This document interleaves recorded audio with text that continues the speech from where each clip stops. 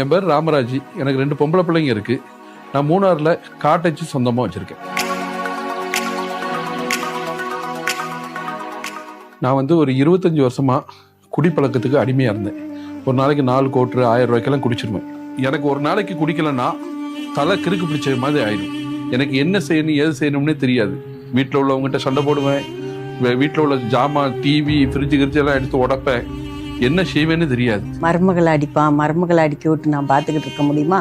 போய் பிடிப்பேன். என்னைய அங்கிட்டு விட்டுட்டு என்னைய அடி அப்போ கழட்டி விட்டுருவான். வெளியெல்லாம் போட்டு அடிப்பான், பிள்ளைகளை அடிப்பான், கண்ட பொருள்களெல்லாம் உடைப்பான், எல்லாம் செய்வான். ஐயா என்னன்னு கேட்டீங்கன்னா, எனக்கு நைட்டு 1 மணிக்கு 2 மணிக்கு எந்த டைம் நான் தூக்கத்தில் எழுந்து போயிடணும், எனக்கு எப்பவுமே கையில் பாட்டில் இருக்கும். பாத்ரூம்ல போய் பாத்ரூம் கழுகுத மக்களை ஊற்றி நான் குடிச்சிட்டு வந்துடுவேன். மோன்சிலாசர் ஐயா பிரேயர் ஓடும். நான் அவர் பிரேயர்னா ரொம்ப அன்பாக கேட்பேன். அங்கேருந்து வந்தாமுன்னா இவர் இந்த ஆளெல்லாம் ஒரு மனுஷனா, இந்த ஆள் பிரேயரை கேட்டுக்கிட்டு இருக்கா, இந்த ஆளெல்லாம் சும்மா, இதெல்லாம் இவர் பின்ன பெரிய கடவுளா அப்படின்ட்டு டிவி ஆஃப் பண்ணிடுவான். நான் சொல்லுவேன், ஏமலை நீ பார்க்கறதுக்கு இஷ்டம் இல்லைன்னா விடு அப்படின்னு போய் படுத்துருவான். படுத்த பிறகு தெரியாமல் போட்டாலும் டிவியை உடைச்சிருவான் ஐயா. நான் சரி பரவாயில்ல, நீ டிவியை தானே உடைக்கிற, பிரேயரை தானே கேட்க விடாம ஆக்குற, நான் ஜெபம் பண்ணுறோம்னு நான் போய் பைபிள் வாசித்து ஜெபம் பண்ணிட்டு படுத்துக்கிறது. நான் குடிச்சிட்டு வந்தாலே தாய், என் பிள்ளைங்க, என் சம்சாரம் எல்லாரும் பயப்படுவாங்க.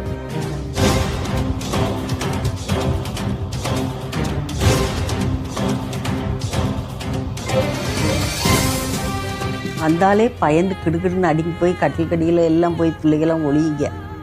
நாங்கள்லாம் எத்தனை நாள் பக்கத்து வீட்டுக்கெல்லாம் ஓடி இருக்கோன்னு பார்த்தீங்க. அவ்வளோ கஷ்டப்பட்டோம் ஐயா. பட்னியாக தான் படுப்போம். சாப்பாடு சாப்பிட விட மாட்டான். சோறெல்லாம் பொங்கி வச்சுருப்போம்.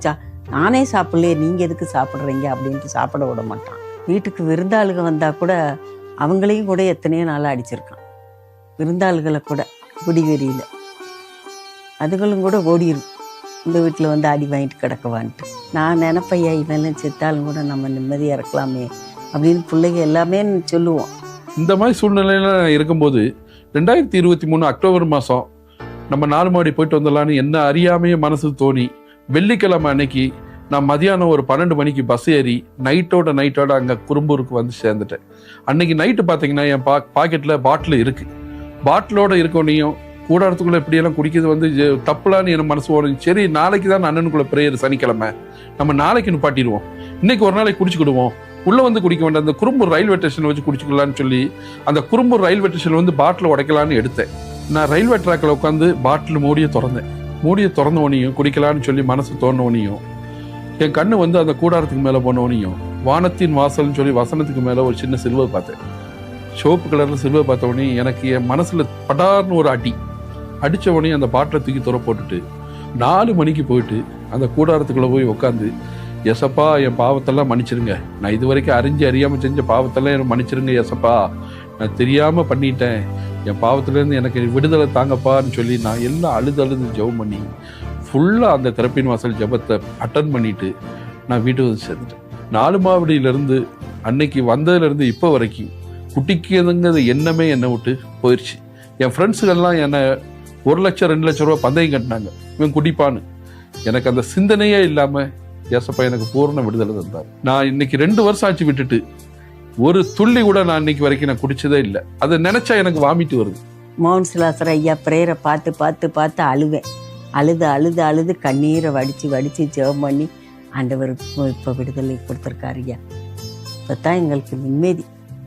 இந்த 2 வருஷமா மோகனனுக்குள்ள பிரேயரு சனி ஞாயிறு எப்போ வருன்னு காத்திருந்து பார்த்துட்டு அவ்வளோ சந்தோஷமா இருக்கிறேன். அது மாதிரி நான் திறப்பின் வாசல் ஜெபத்துக்கு எல்லா மாசமும் அங்கே சேர்ந்துடும். அதெல்லாம் நீங்கெல்லாம் எதுக்கு இத்தனை வயசுக்கு கிடக்க, நீங்கெல்லாம் சாவ வேண்டியதானே, நீங்கெல்லாம் எதுக்கு ப்ரேயர் பண்ணுற, எத்தனை பேர் சாவுறாங்க, நீ சாவ வேண்டியதானேன்னு அடிப்பான். நானும் அந்த அடியும் வாங்கிட்டு ஜெபம் பண்ணிக்கிட்டு தான் இருந்தேன். ஆனாலும் ஆண்டவர் எங்கள் அப்பா நல்ல ஒரு விடுதலை கொடுத்துருக்காருங்க. இப்போ அடியும் விழுகலை, குடியும் இல்லை. 25 வருஷமா இருந்த குடிப்பழக்கத்திலிருந்து விடுதலை இருந்த ஏசப்பாவுக்கு கொடான கொடி நன்றி.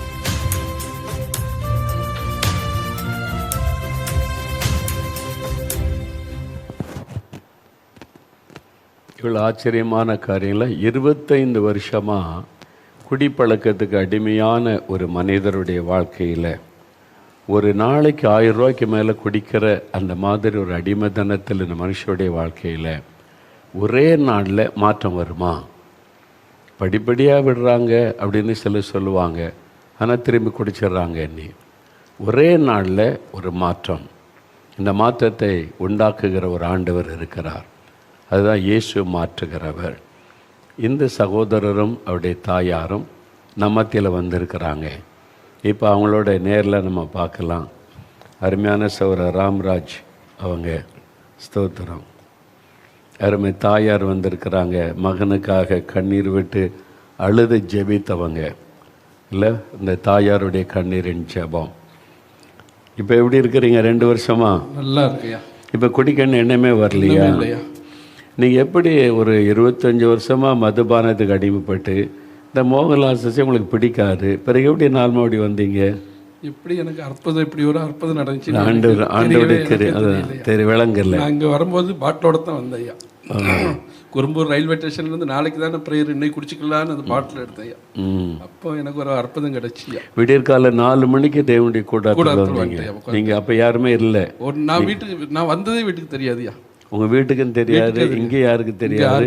நீங்கள் தனியாக வந்து தேவனுடைய கூடாரத்தில் இயேசுடைய பாதத்தில் உட்காந்தீங்க. அப்போ உங்களை நீங்கள் அழுது ஜெபிச்சு, அப்போ ஆண்டவுடைய பிரசன்னால இயேசு தான் உங்களை அழைச்சிட்டு வந்து உங்களை ஜெபிக்க வச்சு உங்களுடைய ஜெபத்தை கேட்டு ஒரு பெரிய ஆச்சரியமா இருக்குல்ல. என் ஃப்ரெண்ட்ஸ் எல்லாம் குடின்னு பண்ணிட்டா 1 லட்ச ரூபா நான் பெற்று கட்டுறேன் எல்லாம் சொல்லியிருந்தேன். இது பெரிய ஒரு அற்புதம், எனக்கு இப்படி நடக்கும்னு நான் நினைச்சு கூட பார்க்கவே இல்லை. அதுதான் இயேசு கிறிஸ்து மாற்றத்தை உண்டாக்குகிறவர். அம்மா சொல்லுங்க, நீங்க தான் அவங்களுக்காக கண்ணீர் வடிச்சு ஜெபிச்சிருக்கிறீங்க. கண்ணீரை ஐயா சாப்பிட விட மாட்டான் ஐயா, அடிப்பான். சவுத்துப்பான குழம்பு சட்டியெல்லாம் வெளியே போயிடும், இல்லைன்னா கீழே அந்த பாத்திரம் கழுவுற இடத்துல குப்பரை கொட்டிடுவான். நீங்கெல்லாம் துணிமணி கட்ட வேண்டான்னு எல்லாத்தையும் அள்ளித்தோற போட்டுருவான். ஏன்னா அப்ப அந்த மதுபானத்துக்கு அடிமையா இருக்கும்போது அவங்களுக்கு என்ன செய்யறதுன்னு தெரியல. வீட்டுக்கு வர்றவங்களெல்லாம் அடிச்சு போட்டுருவான். நான் நினைச்சேன் செத்தால் நிம்மதியா தூக்கி போட்டு இருக்கலாமே அப்படின்னு கூட நினைச்சையா. ஆனா கண்ணீரை வடிச்சு வடிச்சு வடிச்சு ஜெபம் பண்ணுவேன். எனக்கு எப்பவுமே உங்க பிரேயர்னா ரொம்ப பிடிக்கும். சனி ஞாயிறு அதை கூட போட விட மாட்டான். படுத்து பிறகு தெரியாம போட்டு போட்டு பார்த்து எனக்கு ஆண்டவர் விடுதலை கொடுத்துட்டாருயா. ஆமா, இப்ப எவ்வளவு சந்தோஷமா இருக்கீங்களா? சந்தோஷமா 2 வருஷமா இல்ல? ஆமையா, சாப்பிடவே முடியாதுயா. ஃப்ரெண்ட்ஸுகளை கூப்பிட்டு வந்து சாப்பாடு செஞ்சு எல்லாம் முட்டை கறி வாங்கி சாப்பிடுவாங்க. எங்களுக்கு ஒன்றுமே இருக்காது. நாங்கள் கேட்டோம்னா எங்களை அடிப்பாங்க.